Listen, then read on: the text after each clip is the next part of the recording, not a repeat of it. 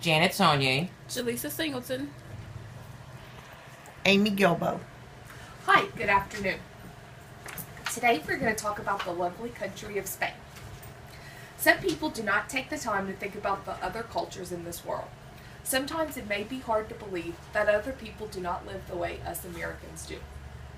There were things that one could find that were very interesting after much research on Spain. The Spaniards love fiestas and midday siestas.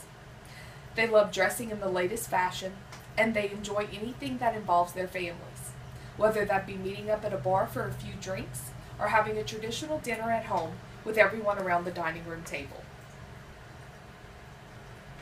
The Spanish life differs from the traditional American way of life. The most significant is probably meal times. Lunch is the main meal of the day and is served between 2 and 3. After lunch, the town's not very busy. Everyone heads home to have their midday siestas. At about 5 o'clock, the rest of the workday continues. The Spaniards work until about 9, where they go home and they enjoy time with their families with a small meal. Most holidays in Spain tend to be religious in origin. The most important of these are some of the same ones that we celebrate here in America. These include Holy Thursday, Good Friday, and Easter Sunday. While the religious holidays are very important, each village has its own holiday, which is equally just as important.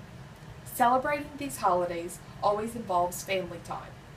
Everything is centered on great food and even better company. As it was just mentioned, the Spanish could not be spoken about without food.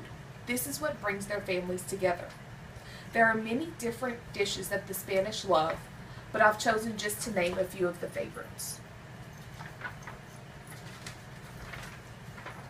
The most traditional and popular ones are the paella, which is a rice that contains any type of meat protein, jamon serrano, which is cured ham, and the tortilla, which is a cross between an omelet and a potato dish that is fried in olive oil and served as a tapa, which is, in America we call an appetizer. The Spanish feel that big gatherings with a plethora of food is the best way to congregate and spend time together. The Spanish refer to cuadrillas as people whose main goal is to bask in the periodic enjoyment of food and drink. The items that make up these meals are special and can vary based on the purpose. A great example of this is the Spaniards adhering to the church's restrictions from eating meat on set days of the year. During this time, salt cod and eel are the most important meatless dishes that give the proper protein that is needed to work the long hours.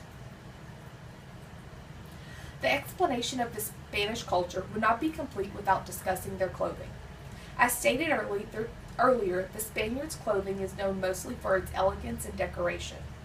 The Spanish style was initially influenced by the Moorish culture, which used many jewels, perfumes, and the color black became significant for men and women at times of special occasions.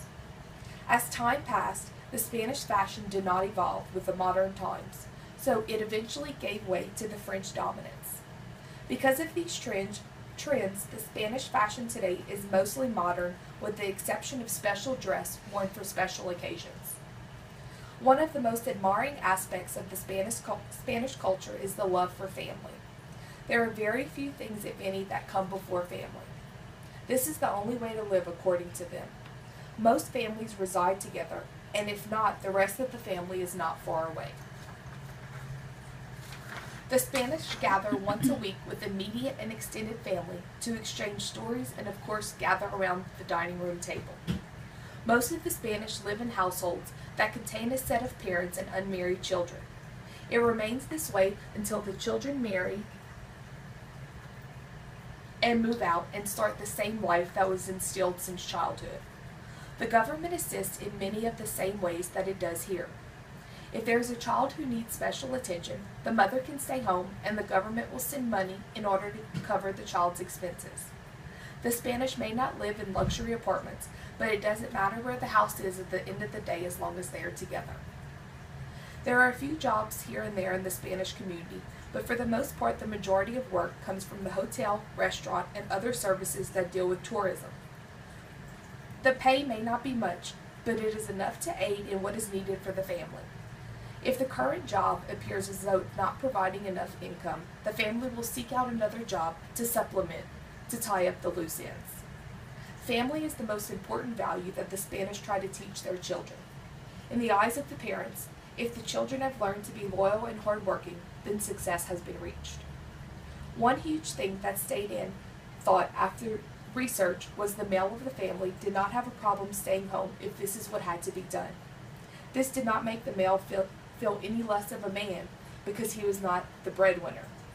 If there was no work at the time, then the man's job would be to care for the children in the house.